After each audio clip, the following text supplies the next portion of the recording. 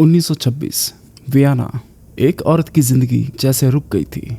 पिछले 11 साल से उसकी आंखें खुली थी।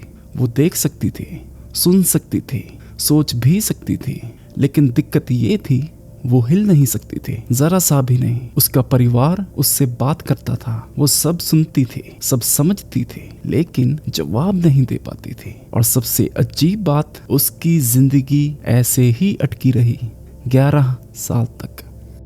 1917 से 1928 के बीच दुनिया में एक ऐसी बीमारी फैली जिसे आज तक कोई पूरी तरह नहीं समझ पाया। लाखों लोग इससे प्रभावित हुए, हजारों परिवार बिखर गए, कुछ लोग ठीक हो गए, कुछ नहीं बचे। लेकिन कुछ लोगों के साथ जो हुआ वो सबसे ज्यादा डरावना था। उनकी आंखें खुली थी, वो सुन सकते थे, सोच सकते थे, लेकिन उनका शरीर जैसे धीरे धीरे रुक गया। और यहीं से कहानी और अजीब हो जाती है। 32 साल से खामोश एक पेशेंट अचानक प्रतिक्रिया देने लगा। उससे पूछा गया, इतना लंबा वक्त कैसा लगा? उसने कहा, बस एक पल जैसा।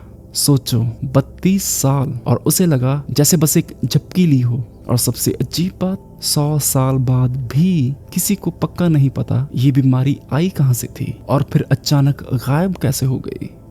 1917 दुनिया फर्स्ट वर्ल्ड वॉर के बीच में थी। उसी दौरान वियना में एक डॉक्टर था, कॉन्स्टेंटिन वॉन इकोनोमो। उसने कुछ ऐसे पेशेंट्स देखे जिन्हें उसने अपने पूरे करियर में पहले कभी नहीं देखा था। शुरुआत में सब कुछ बिल्कुल नॉर्मल लगता था। बुखार, गले में दर्द, सिर दर्द, ऐसी चीजें जो किसी भी इन्फेक्शन में हो सकती थी। लेकिन फिर कुछ अजीब होने लगता था। ये लोग सोने लगते थे, और सिर्फ सोते नहीं थे, सोते ही रहते थे। उन्हें कोई जगाता, वो आंखें खोलते, थोड़ी देर के लिए उठते और फिर वापस सो जाते। लेकिन हर पेशेंट ऐसा नहीं था। कुछ लोग जाग तो जाते थे, पर उनका शरीर उनका साथ नहीं देता था। आंखें खुली थी, दिमाग काम कर रहा था, लेकिन शरीर जैसे जवाब दे चुका था। यहीं पर वॉन इकोनोमो को एहसास हुआ, वो किसी आम बीमारी को नहीं देख रहा था, कुछ अलग था, कुछ ऐसा जिसे उसने पहले कभी नहीं देखा था। आखिरकार उसने इस बीमारी को एक नाम दिया, एन्सेफेलाइटिस लेथार्जिका, दिमाग की ऐसी सूजन जिसने डॉक्टर्स को भी हैरान कर दिया।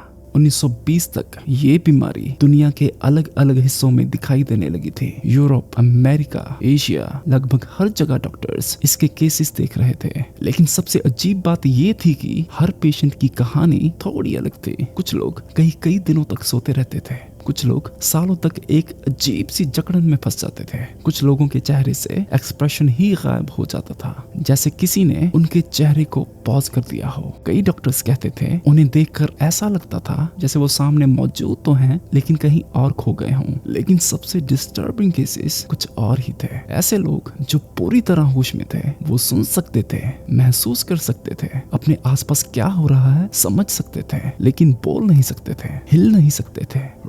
में एक पेशेंट का जिक्र मिलता है। उसके फैमिली वाले उसकी देखभाल की बात करते थे, उसके फ्यूचर की बात करते थे, उसकी जिंदगी के फैसले भी लेते थे, और वो चुपचाप बैठा रहता था। डॉक्टर्स को लगता था कि वो अपने आसपास की बातें समझ रहा था, लेकिन जवाब में एक शब्द भी नहीं बोल सकता था। जरा सोचो, अगर तुम सब कुछ सुन सकते हो, सब कुछ समझ सकते हो, लेकिन किसी को ये बता ही नहीं सकते कि तुम अभी भी अंदर से जाग रहे हो। डॉक्टर्स जवाब ढूंढने लगे। साइंटिस्ट्स भी शुरुआत में उन्हें लगा कि शायद इसके पीछे कोई वायरस होगा, क्योंकि इसका फैलाव किसी एपिडेमिक जैसा ही दिख रहा था। लेकिन दिक्कत ये थी, जितनी खोज होती गई, जवाब उतने ही कम होते गए। फिर रिसर्चर्स ने बैक्टीरिया की तरफ देखा, फिर एनवायरमेंटल टॉक्सिन्स की तरफ, फिर नजर गई 1918 के फ्लू पैंडेमिक पर, क्योंकि दोनों घटनाएं लगभग एक ही दौर में हुई थी। काफी लोगों को लगा कि शायद दोनों के बीच कोई कनेक्शन होगा, लेकिन कोई भी थ्योरी पूरी कहानी नहीं समझा पाई। हर थ्योरी कुछ सवालों का जवाब देती थी और कुछ नए सवाल खड़े कर देती थी। यही वजह है कि ये केस आज भी इतना अजीब लगता है। जितना ज्यादा रिसर्चर्स इसे समझने की कोशिश करते गए, उतना ही ये मिस्ट्री और गहरी होती गई। 1960 तक आते आते कई डॉक्टर्स को लगने लगा था कि शायद इस मिस्ट्री का जवाब कभी नहीं मिलेगा, क्योंकि जिन पेशेंट्स की हालत सालों पहले बिगड़ी थी, उनमें से कई अब भी वैसे ही थे। समय बीत रहा था, दुनिया बदल रही थी, लेकिन उनकी हालत नहीं बदल रही थी। फिर एक डॉक्टर सामने आया, ओलिवर सैक्स। उसने एक एक्सपेरिमेंट करने का फैसला किया। उस वक्त पार्किंसन के लिए एक ड्रग इस्तेमाल की जा रही थी, एल डोपा। ओलिवर सैक्स ने सोचा क्या होगा अगर यही ड्रग उन पेशेंट्स को दी जाए जो सालों से फ्रोजन जैसी हालत में हैं। किसी को ज्यादा उम्मीद नहीं थी, लेकिन फिर कुछ ऐसा हुआ जिसकी किसी ने कल्पना भी नहीं की थी। वो प्रतिक्रिया देने लगे। जो सालों से चुप थे वो फिर से बात करने लगे। जो लोग सालों से लगभग स्थिर थे वो फिर से हरकत करने लगे। डॉक्टर्स हैरान थे, फैमिलीज भी हैरान थी और शायद पेशेंट्स खुद भी हैरान थे। फिर कुछ ऐसा हुआ जिसने इस पूरी कहानी को और अजीब बना दिया। 32 साल से खामोश एक पेशेंट अचानक प्रतिक्रिया देने लगा। उससे पूछा गया, इतने सालों में तुम्हें कैसा लगा? उसने जवाब दिया, मुझे नहीं पता टाइम कब गुजर गया, बस एक पल जैसा लगा। लेकिन कहानी यही खत्म नहीं होती। असल में यहीं से एक और ट्विस्ट आता है। कुछ समय बाद एल-डोपा का असर कम होने लगा। कई पेशेंट्स की हालत फिर बिगड़ने लगी। कुछ वापस उसी फ्रोजन जैसी स्थिति में चले गए। जिस उम्मीद से डॉक्टर्स को लगा था कि शायद मिस्ट्री सुलझ गई, वो उम्मीद ज्यादा देर नहीं टिक पाई। ओलिवर सैक्स ने बाद में इस पूरे अनुभव पर एक किताब लिखी, नाम था अवेकनिंग्स, और उसी किताब पर बाद में हॉलीवुड में एक फिल्म भी बनी। लेकिन फिल्म बन जाने से भी एक सवाल का जवाब नहीं मिला, आखिर ये बीमारी थी क्या? इस पॉइंट तक डॉक्टर्स के पास जवाबों से ज्यादा सवाल थे। साइंटिस्ट अभी भी कारण ढूंढ रहे थे, डॉक्टर्स अभी भी इलाज ढूंढ रहे थे, हॉस्पिटल्स अभी भी नए पेशेंट्स के लिए तैयार थे। सबको लग रहा था कि आने वाले सालों में और केसेस देखने को मिलेंगे। लेकिन फिर कुछ ऐसा हुआ जिसकी किसी ने उम्मीद नहीं की थी।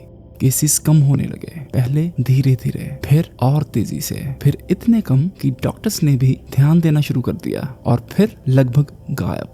कोई नई ब्रेक थ्रू ट्रीटमेंट नहीं आई थी, कोई वैक्सीन नहीं बनी थी, किसी ने बीमारी का कारण नहीं खोजा था, वायरस नहीं मिला, क्योर नहीं मिला, वैक्सीन नहीं मिली, फिर भी बीमारी रुक गई।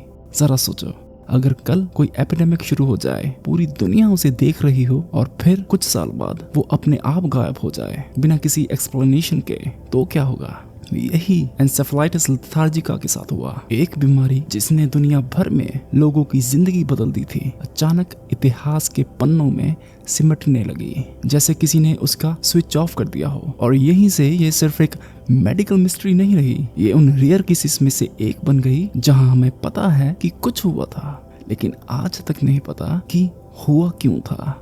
और यहीं से इन्वेस्टिगेशन शुरू होती है, क्योंकि जब एक बीमारी लाखों लोगों की जिंदगी बदल दे और फिर बिना कोई जवाब दिए गायब हो जाए, तो सवाल पूछना जरूरी हो जाता है। सबसे पहली थ्योरी थी वायरस। पहली नजर में यही सबसे आसान जवाब लगता है। आखिर बीमारी का फैलाव भी किसी एपिडेमिक जैसा ही था। लेकिन दिक्कत ये है, 100 साल बीत चुके हैं, फिर भी रिसर्चर्स आज तक किसी ऐसे वायरस पर सहमत नहीं है जो हर केस को समझा सके। जितना ज्यादा खोजा गया, उतनी ही तस्वीर धुंधली होती गई। फिर दूसरी थ्योरी सामने आई, क्या ये पॉसिबल है कि शरीर का अपना इम्यून सिस्टम ब्रेन पर हमला करने लगा हो? यानी दुश्मन बाहर नहीं था, अंदर था। कुछ मॉडर्न केसेस इस आइडिया को सपोर्ट करते हैं। कुछ पेशेंट्स में ऐसे साइंस मिले जो ऑटो इम्यून रिएक्शन की तरफ इशारा करते हैं। लेकिन फिर वही पुराना सवाल सामने आ जाता है, अगर यही वजह थी तो 1928 में ये अचानक रुक क्यों गई? किसी के पास इसका जवाब नहीं है। और यहीं पर ये मिस्ट्री और गहरी हो जाती है, क्योंकि कुछ रिसर्चर्स मानते हैं कि शायद हम अभी भी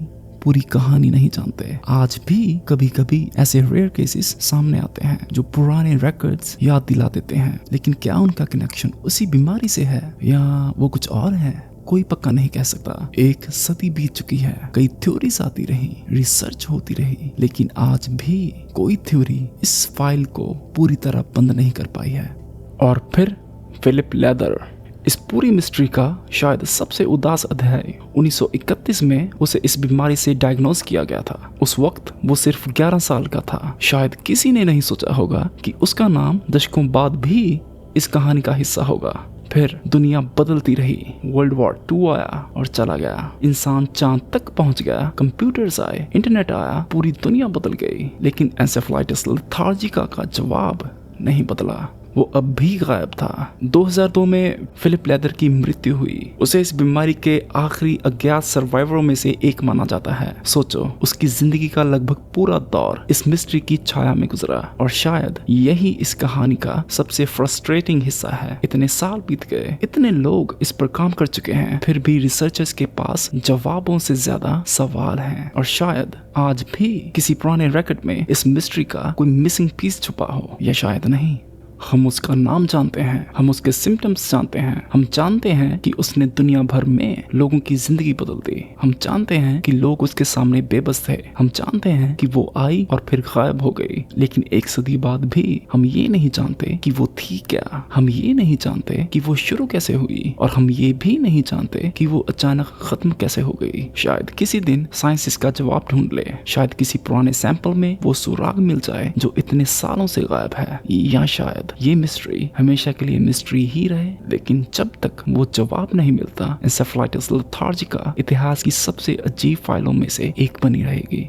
कुछ जवाब इतिहास में मिलते हैं, कुछ कभी नहीं मिलते हैं अगली बार।